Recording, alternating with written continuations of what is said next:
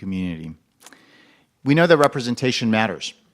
And when students see themselves reflected in their culture, in curriculum, in media, they're empowered to work harder and dream bigger. We believe that every child, every student should see themselves in the curriculum and the curriculum materials and literature that they're reading in their schools. We know that our diversity is our strength and something that needs to be embraced and celebrated. These ideas are not just, these are not and should not be controversial. They're supported by research, by pedagogy, and indeed common sense and common decency. Yet we know elsewhere in our nation, we are watching alarming rates, alarming efforts to prevent our LGBTQ students and preventing them from encountering and even discussing their own identities in the classroom. And this is occurring in over a dozen states, but not here. Our task force has already been working on this, was already working on this list when the recent efforts to censor LGBTQ students and voices and history began. What I think the national climate that we see now shows the importance of this work. This event and the achievements that we're going to be sharing with you today and the resources is really also a story about student leadership. It began when Q Licht, a freshman at Scotts Valley High School and a transgender youth, noticed a lack of representation of LGBTQ stories on bookshelves and launched a project to highlight those books and voices in a school library. This list of 40 books includes fiction, nonfiction, graphic novels, anthologies, and picture books, each of which centers and positively represents an LGBTQ plus character.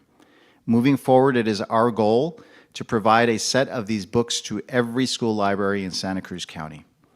This list is the work of many hands, and I want to express our deep appreciation to Q, to Rob Darrow, to Bookshop Santa Cruz, and every librarian and every educator who participated in this process. So congratulations to this amazing work. Thank you so much to our team.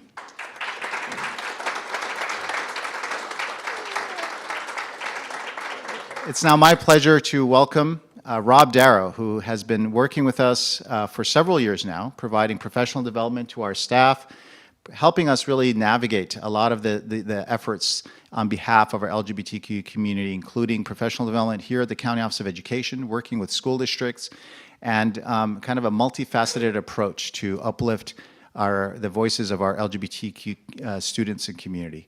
So I'd like to welcome Rob Darrow. Thanks so much.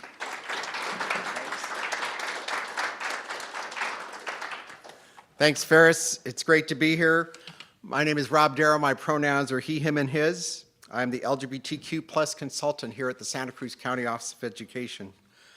I also want to bring attention to the fact that this project developed because of my involvement with the Safe Schools Project, a project that is connected with the Diversity Center here in Santa Cruz County, as well as the Queer Youth Task Force that helped foster this project as well. The Queer Youth Task Force helps to run the Queer Youth Leadership Awards, which you'll hear a little bit about in the future as well. And we also want to thank Bookshop Santa Cruz for providing these copies of these books and for their involvement in the project as well. As you heard Ferris talk about, this project began 4 years ago because of Q Licht. And Q began this project after his 8th grade year at school. He says he's not able to, Q's not able to be here today because he's off on a Girl Scout trip in Europe. Q shares the idea for this project because he did not see himself represented in books he was browsing in various bookstores. He says, any books with LGBTQ plus representation were way out of the way and out of the reach for younger people. I would look for them, but they were way at the top of a bookshelf or down at the bottom collecting dust. But at one point, Q visited Copperfield's bookstore in Petaluma, and at that bookstore, he thought, this is how it should be. He said, they did integrate and highlight the LGBTQ plus books that was easy to access. So he said, I wanted to make a difference in my community by putting a system in place that could make school libraries like Copperfield's books. And with a family friend, Angela Gates, who's been part of our task force, the Purple Sticker Program was born.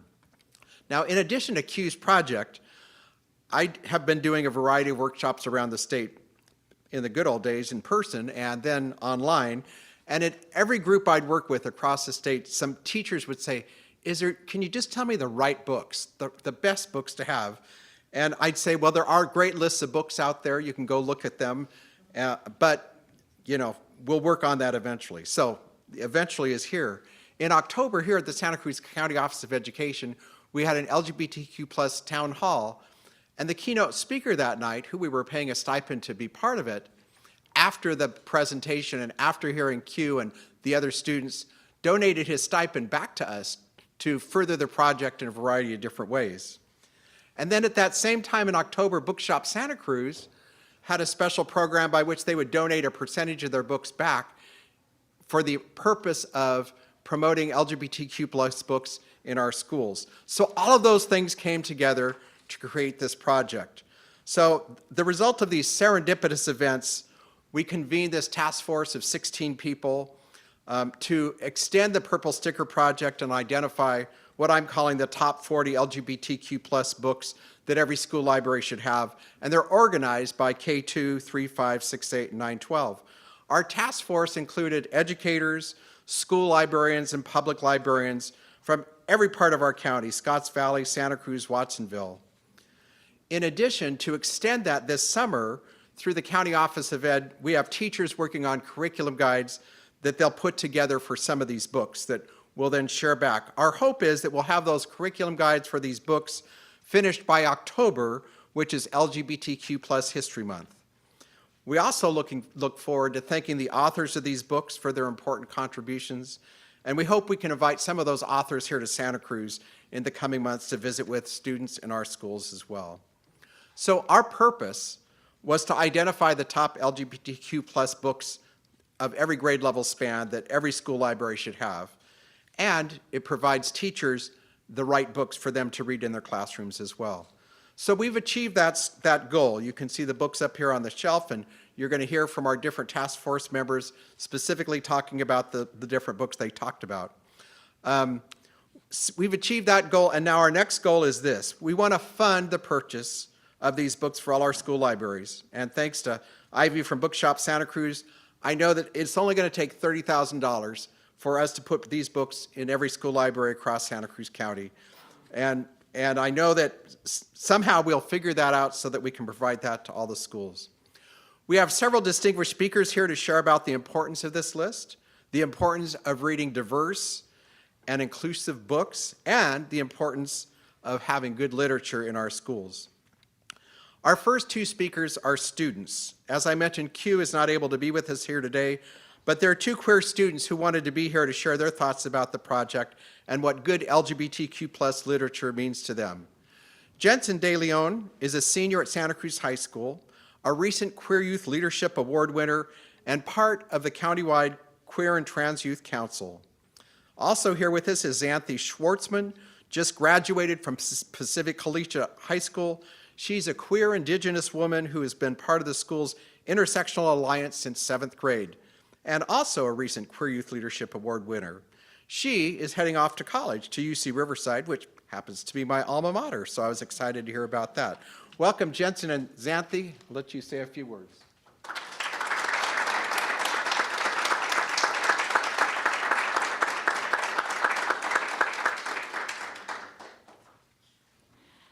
Hi, my name is Jensen. I use she, her pronouns, and as Rob mentioned, I'm a rising senior at Santa Cruz High School. I'm also a member of the Queer and Trans Youth Council, Santa Cruz Pride, where I helped plan the picnic extravaganza last year, and I was also involved in the planning of the Youth Pride event this year, and I'm also a member of my school's Rainbow Alliance. I began looking for LGBTQ plus books shortly after I realized I was a lesbian, which is when I was about 13 or 14. And I went to a bookstore to do this because the school I was currently attending did not actually have a library. And so I looked at my local bookstore and found Love, Simon, which you probably have all heard of either by watching the movie or reading the novel. And it is about a boy coming out as gay and navigating that experience. And I also found another book which is less popular but just as good, and it's called It's Not Like It's a Secret. And that one is about a girl figuring out her sexuality and then coming to terms with it. When I became older, I began to explore other genres, leading me to find books, namely The Picture of Dorian Gray by Oscar Wilde, Maurice by E.M. Forrester, The Color Purple by Alice Walker, and more books with powerful stories and positive queer representation. Overall, these books helped me accept my identity as I was able to relate to the experiences that the characters went through. And it was also helpful to see myself represented in literature, and I found it to be a very validating experience.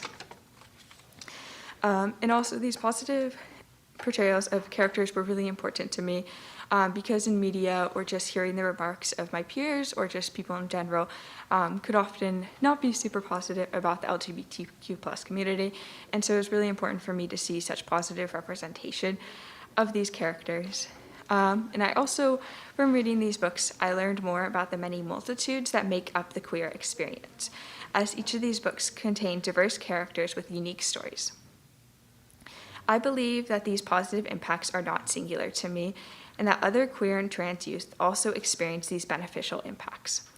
Overall, these books are important because they help youth accept themselves and understand more about the diverse people that compose the LGBTQ plus community. Thank you so much.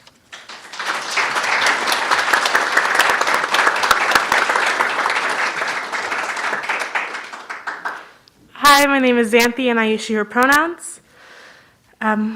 Literature, especially popular literature, is so overwhelmingly focused on cis-het, rich white men stories and their experiences and views on the world. And these experiences are not the same as many queer people and people of color. We are often taught to aspire to be like these people in these stories, people who it would be impossible for us to be like because we are just not them. Reading and hearing stories of people like me is incredibly heartwarming and supportive and helps to normalize our lives and spread inclusion. Having queer literature easily accessible and acknowledged is incredibly important. Recognizing queer stories lets young queer people understand their identity and know that their stories can be told. And I look forward to a future where what we as a society consider popular literature and important stories that we read in school include queer stories. And I also like a lot of these books. Thank you.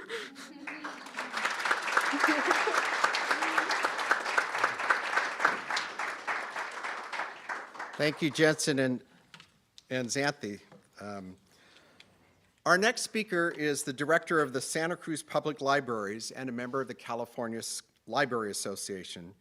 Yolanda Wilburn has been in her position for the past 6 months. So first, Yolanda, welcome to Santa Cruz, and thank you for joining us. And thanks for joining us here to share some thoughts. Absolutely. Thank you all for having me here today. I have to tell you, I am so proud to be here.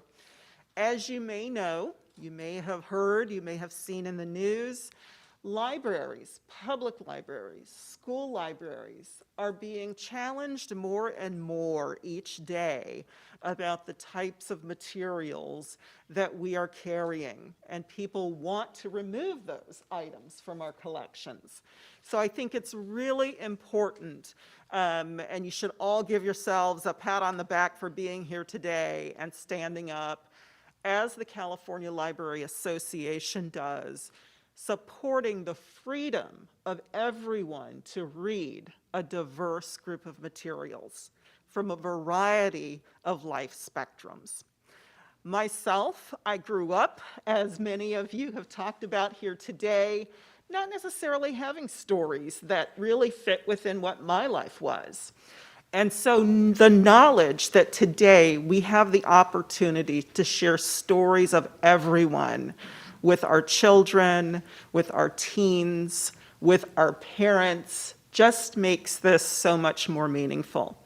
I have to tell you that not only is it informational and important for us to share those stories with the people who live those stories, right? But it's also important to share those diverse perspectives with people who may not have been exposed, because then it helps them to be able to understand how everyone matters. Everyone counts, and everyone has value. So I am thrilled to be here today, and just want to salute you all. I'm so proud that our librarians were able to help you through this process in helping to select the books, some of the books that are here today. We at the Santa Cruz Public Libraries intend to continue supporting you. With the California Library Association, we 100%, as part of our 2022 legislative priorities, support the freedom to read, and that includes a diverse spectrum of materials, as well as support for school teacher librarians. We want them to come back across the state. It's really important. So thank you. Thank you.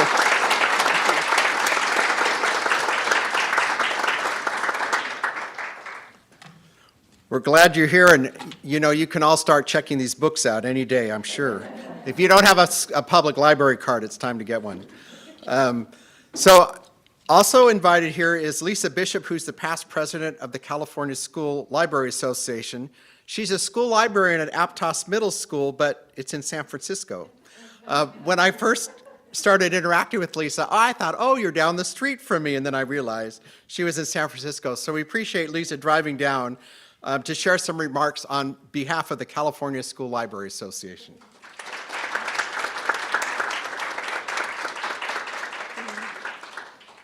Thank you so much for inviting me. And I always get confused, people get confused, like, oh, you work in Aptos. It's fantastic, right near Santa Cruz. And I'm like, I wish.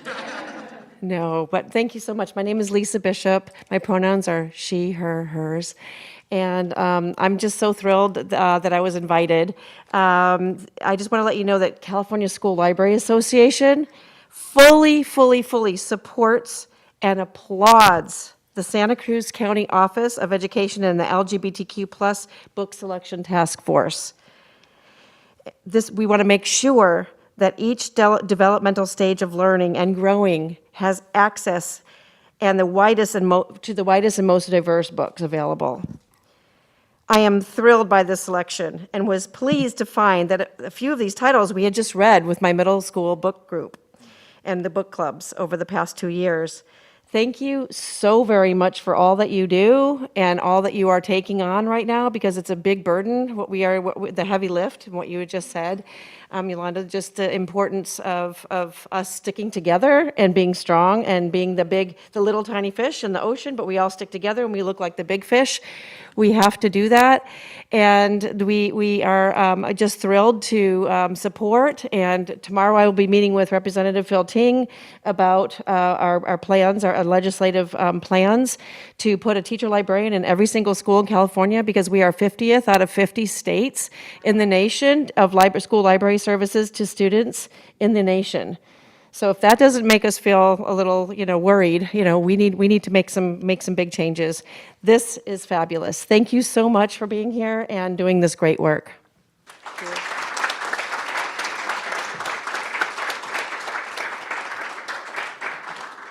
So are you ready to hear about the books now? We have members from each of our subcommittees. As I mentioned earlier, we had a K-12, a K-2 group, a 3-5 group, a 6-8 group, and a 9-12 group. When we first met, we decided that was the best way to operate so each group could focus on their different sets of books.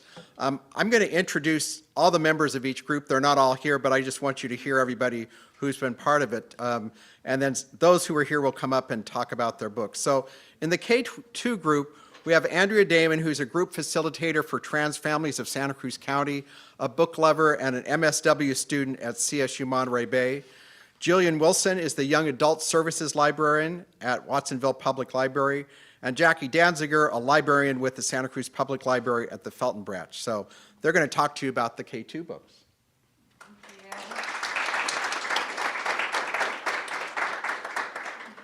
So we were so lucky to get the K-2 age group. We got to read dozens and dozens of picture books, and what we agreed was so amazing and delightful is there's an incredible selection. It was hard to narrow it down to 10.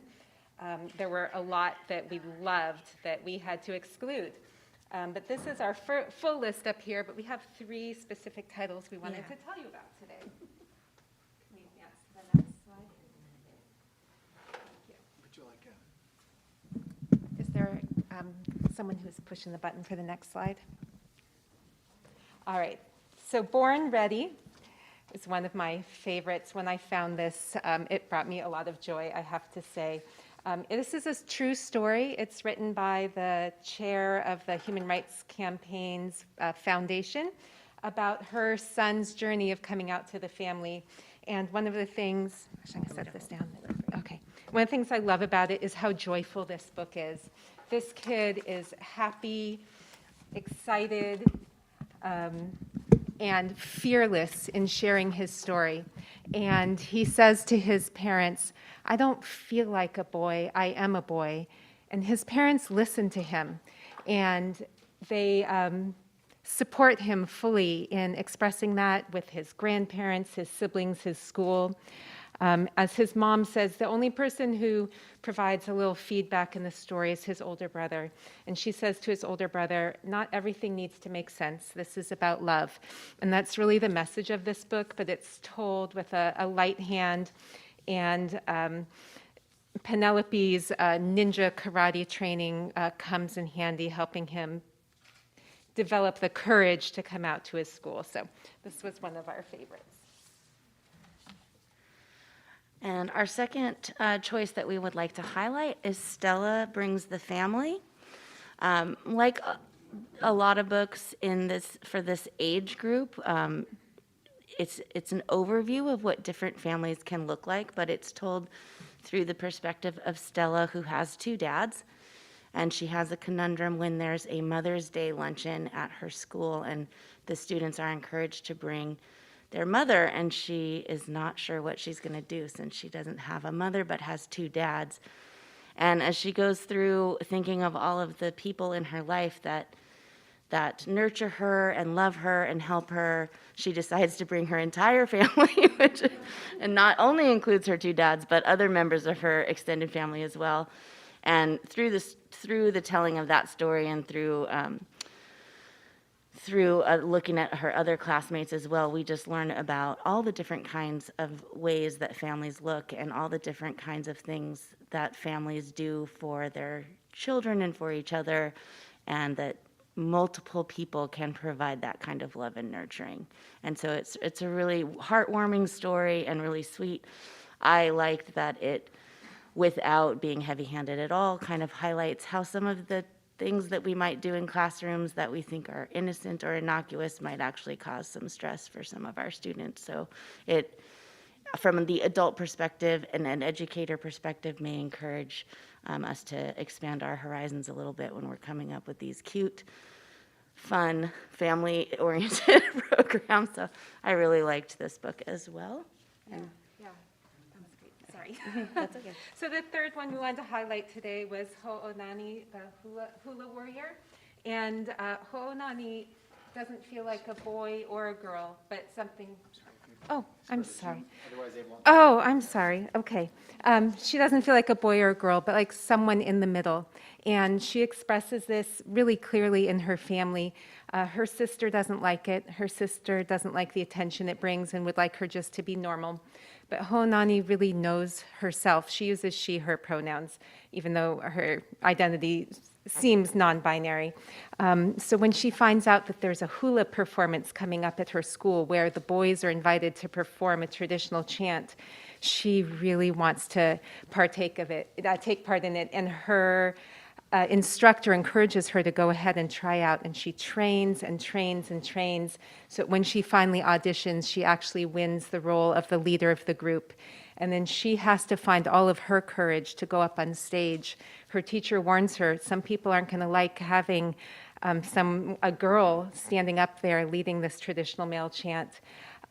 But she also marshals her courage and stands on that stage and gives out the mightiest roar when it's her turn, and the whole audience applauds her. And even her sister, who had expressed doubts throughout the journey and didn't want this attention on her family, stands up and applauds her.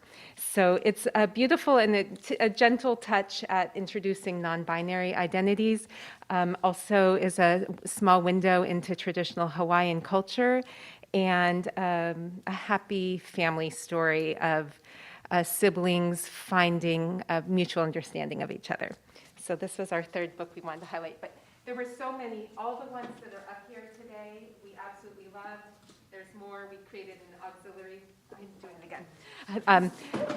We loved all the books up here, and there was even more. We created an auxiliary list for the website because there's just been such an outpouring of wonderful LGBTQ plus books for children.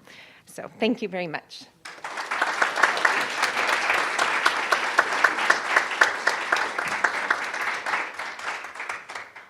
In our 3rd through 5th grade group is Ivy Quirk, who is the head children's book buyer for Bookshop Santa Cruz.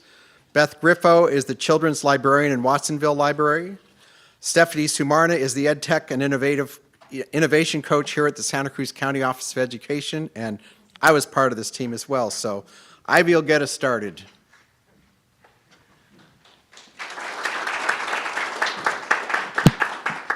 Hi, my name is Ivy. I use she, her pronouns. This is our lovely list for the 3rd through 5th grade. We're pretty proud of it.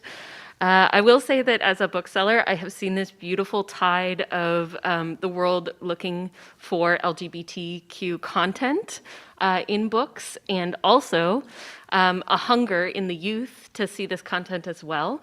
And the publishers are listening from my perspective. Every year I see more and more LGBTQ titles coming out from mainstream publishers, and that is super exciting to see as someone who grew up in a world where if you wanted LGBT content, you generally had to make it yourself. So we're very excited to have this list of graphic novels, and we have a couple picture books that are nonfiction to highlight this age group and books that will be fun for them. All right, I'm going to talk first about Rabbit Chase, which is a graphic novel about a non-binary Anishinaabe youth. Her name is Amy. She is somewhere in the middle school age range. They never say exactly when. But this is a native retelling of Alice's Adventures in Wonderland. So all of the characters are replaced with trickster gods or just beautiful gods within the native culture. So there's a lot of really fun little Easter eggs to look through, and also a ton of exposure to native culture. There's also a lot of native words and phrases that are used, and there is a very helpful glossary in the front, which I used extensively, which really helped enrich this world that the authors have created. They also had a translator who translated the words into an Anishinaabe language, which was really exciting to see that the translator was also credited. I just really enjoyed that. Like, in addition to just being a cool piece of representation, it was a very fun read. It didn't take all that long, but it packed a punch that was really lovely.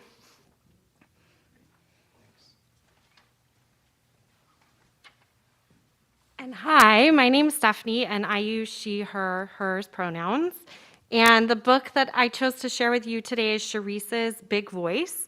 And this is one of the nonfiction picture books that we selected for this age range, thinking that they would be great for teachers to use as a read aloud and sort of a talking and discussion point for bigger conversations. And what I loved about this book is that it's an autobiography that tells the story of Sharice Davids, who is one of the first Native American women elected to Congress and also the first LGBTQ congressperson to represent Kansas. And she overcame a lot of obstacles, a lot of doubters who felt that she wouldn't be able to win because of how she looked, because of who she loved and where she came from. And she was able to use her big voice to be triumphant. And so what I really love is that quote that's highlighted there, that each of us has our own path, and the most important thing in the world is to be true to your own journey. And it really inspires students to use their identity, use their voice, and to stand up for what they believe.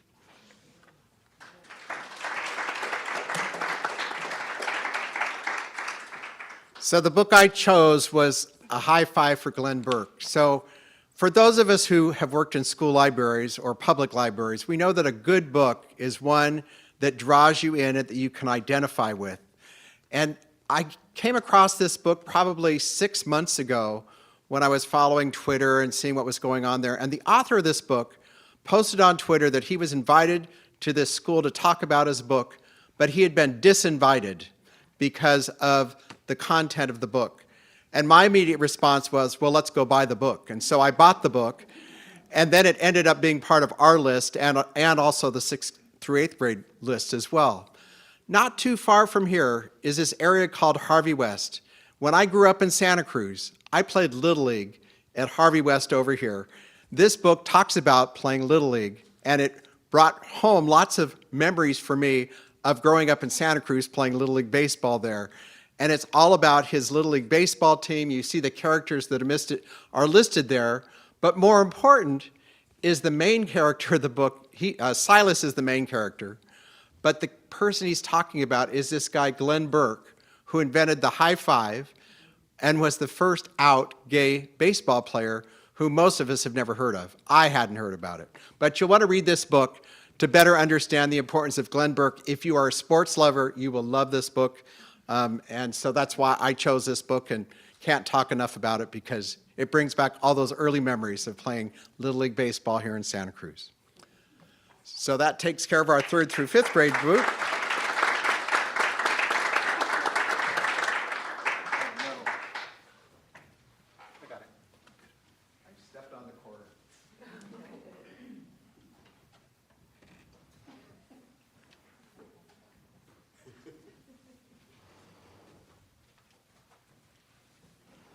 It'll all come back up in a minute.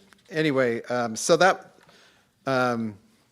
yeah, I can't talk enough about the 3rd through 5th grade books, but there's all these other books you've got to read as well. And our 6th through 8th grade book group is Jessica Brooks is a teacher librarian at Branson Forty Middle School.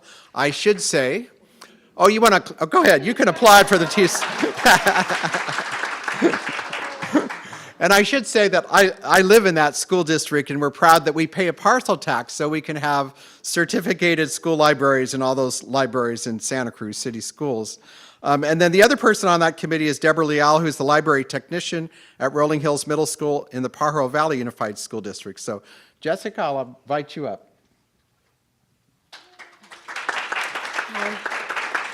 Hi, I'm Jessica. My pronouns are she, her. I was introduced to this task force by Q because I had reached out to him to ask about the Purple Sticker Project.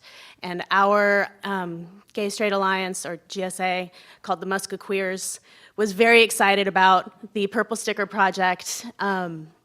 So we already have a pretty strong collection.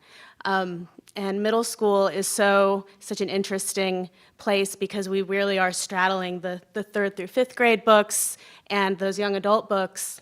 But I'm really proud of the books that we came up with, and there are 3 that we're highlighting. These 3 books are books that we think would be good books for curriculum development. This is Our Rainbow is an anthology of some really incredible authors, and all of the stories are diverse in genre. There are some graphic stories in there. There are novels in verse, mysteries, fantasy. Justina Ireland is one of my favorite young adult and now middle grade authors. She's got a story in there. So these are going to be wonderful for teachers to introduce to a whole class. Short stories are great little bite-sized pieces to, have a little something for everybody within the book. So really excited about this book. And Too Bright to See is just this wonderful book about a trans boy, Bug, who's always lived in a haunted house. Knows his house is haunted, but his queer uncle has just passed, and so the hauntings are bigger now. And Bug is about to go into middle school. Bug's best friend is a girl, and she's very excited about boys and makeup and trying to get Bug really excited too about all these things. So this coming of age story, this coming out story, being true to themselves in the midst of this really incredibly difficult transition. It's a great book, and it's under 200 pages, which is another reason why it's good for a class, a whole class read. And the last one, this is my favorite that I read of all of them. And I don't know if any of you read graphic novels, but this is just truly beautiful. It's won an Eisner Award, and it is about a boy who is in middle school, and he wants to come out to his parents, but his parents don't speak English very well. And so he is going to the library and he's checking out picture books to read with his mother. And through these picture books and through their shared love of stories, they create a shared language and he is able to come out to his mother. It's just really beautiful. Immigrant story and just a really positive family interaction coming out in a beautiful way. So I'm really excited about a curriculum development for middle school graphic novel because we don't have one at Brant's 40, and I think that we need to. I was looking through our most checked out books this past year, and the first 3 pages of most checked out books, solid, are graphic novels. That's what we need to bring to our kids. So, yeah, and so that's our list.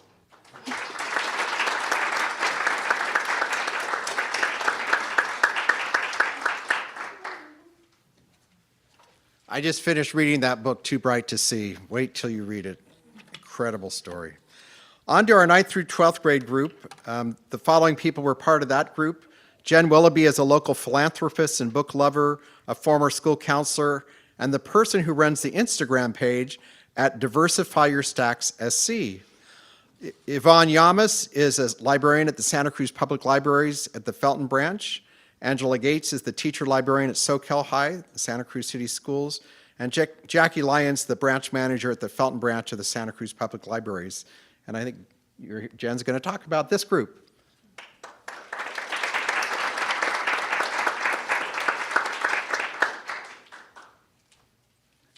Hello, I'm Jen. I use she, her pronouns. Unfortunately, Angela and Yvonne couldn't be here, so it's just me. The 3 books that we chose to highlight aren't necessarily our favorites or the best of our list, but just ones we thought were pretty representative of the whole group.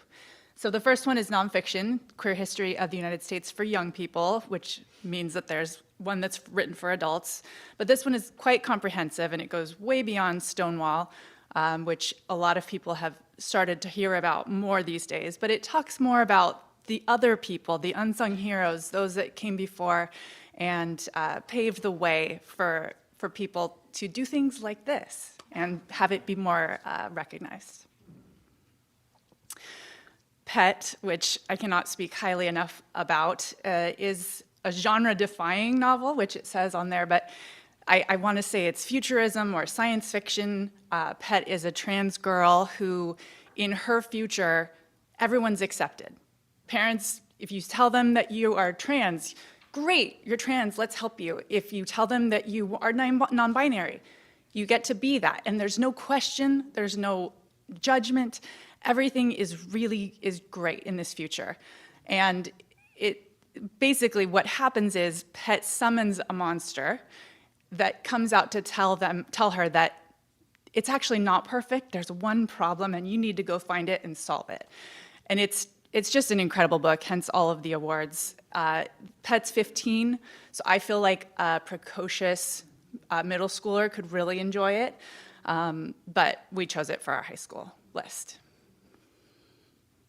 And Genderqueer is a graphic memoir. It's technically for adults, but we felt like it was really important and very accessible. And so we really wanted to include it on our list. And we sort of hope that we have some very brave teachers that would like to teach it. It was one of the most powerful books I've ever read.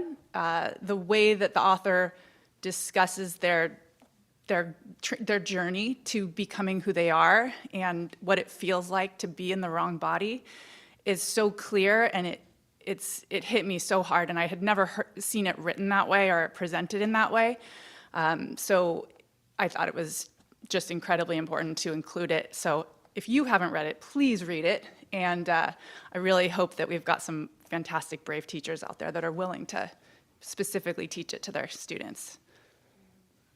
And then these are the other 7 that were on our list. We really tried to choose just good books.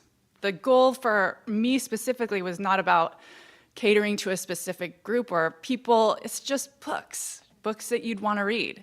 They're entertaining, they're interesting, they're diverse. We really tried to get intersectional characters so that there was representation across many groups. And we tried to have the main characters be of different, identify of different parts of the LGBTQ spectrum. So Last Night at the Telegraph Club is historical fiction, as well as Ziggy Stardust and Me. Heartstopper graphic novel series, hopefully you've all heard of that now, since it's a Netflix special, which has made it incredibly difficult to even get the books. And the Henna Wars, which also deals in cultural appropriation. So basically, we tried to really cover as much of a spectrum in all areas as we could, and this is our list.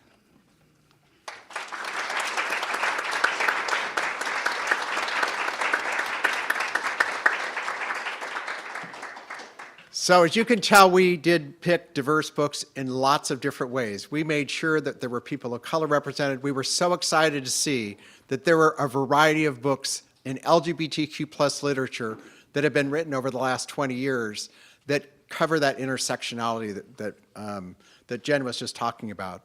The other thing that's pretty cool about these books and these authors is that many of them live in California. For example, that book, Genderqueer, if you get that book, there are some books that are okay to listen to. I like to listen to books and read books, but the Genderqueer book, if you get that one, make sure you read that one holding it, because it's much more powerful that way than listening to it. But many of those authors live around here, and so it's exciting to highlight their books as well. At this point, we thought if you had any questions, we'd be happy to answer your questions before we finish up our announcement today.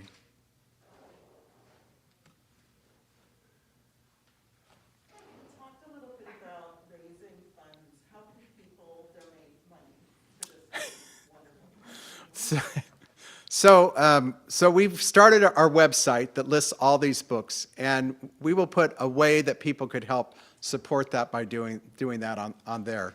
And we'll figure out a way to help make that happen. So thanks for asking that question. What measures do we have in place to protect teachers who want to teach these books in their classroom? Some of the community is not happy about it. So the question, I should have repeated that last question, which was how can we help raise funds? We'll put something on our website for that. This question was,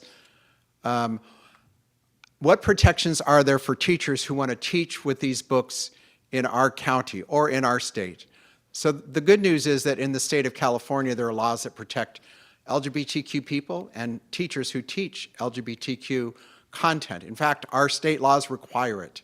And so across our county of Santa Cruz, many of us, the Safe Schools Project, our county office, our Queer Youth Task Force, organizations have been working with schools for many, many years to show the importance of diverse books and LGBTQ plus books. One example of that, as you walk out, you'll notice the rainbow flag hanging on our flagpole out here at the county office.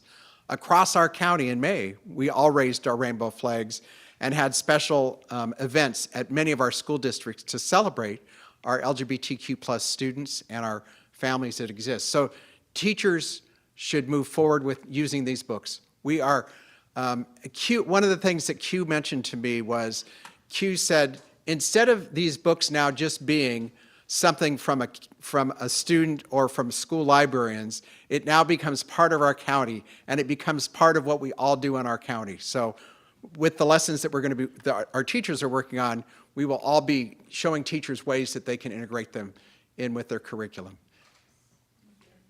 Will this be continuing to grow on a living list, and if so, when will new books be added? Yeah, that's a great question. Our task force, our purpose was really to meet to get to this point, and our group is happy to get to this point to announce these books. And we've had some conversations about how to continue on and what we can do. The Purple Sticker Project itself, with Q's permission is going to become part of our County Office of Education website. So hopefully we can build that in with the culture of our county office and our curriculum department so that all those parts of that website and those books will continue to grow as well. You mentioned the county. I'm also from Pajaro Valley Unified School District, and I know we were doing similar things. I'm just wondering if we're trying to get this across the board in all counties and in all school libraries. Is that part of the vision?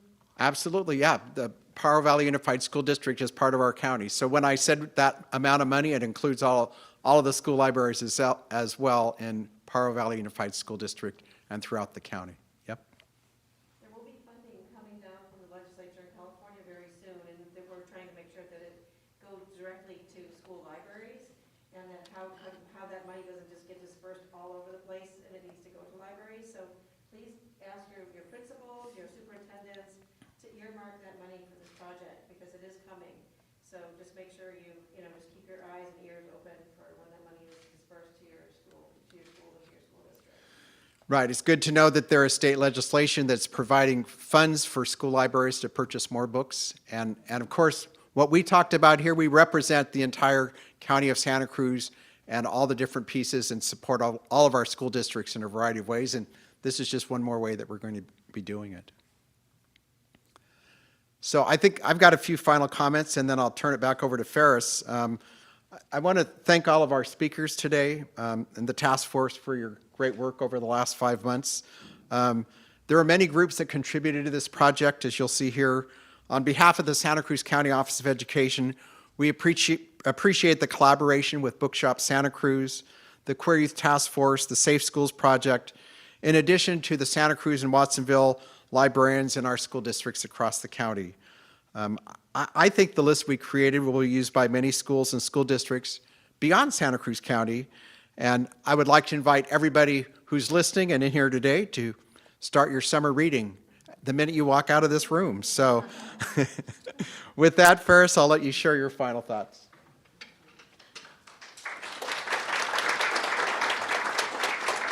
Thank you, Rob, and thank you to the Safe Schools Project and to really this amazing team of folks that are making these resources available. You know, I see this as something on multiple levels, and some of the questions really kind of address this. I see this as a parent.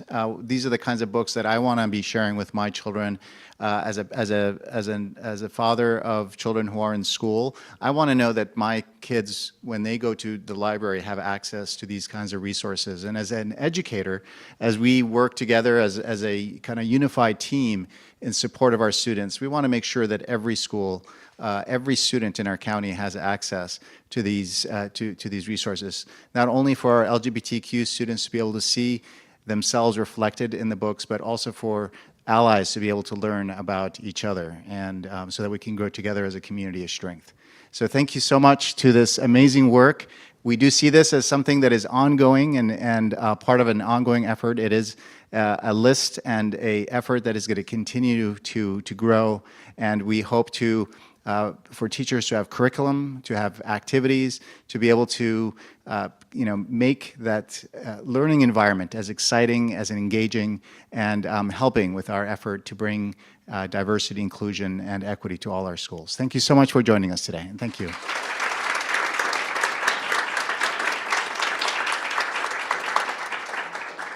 And you could learn more on this website and learn more about some of the efforts of the County Office of Education in support of equity and inclusion. Thank you.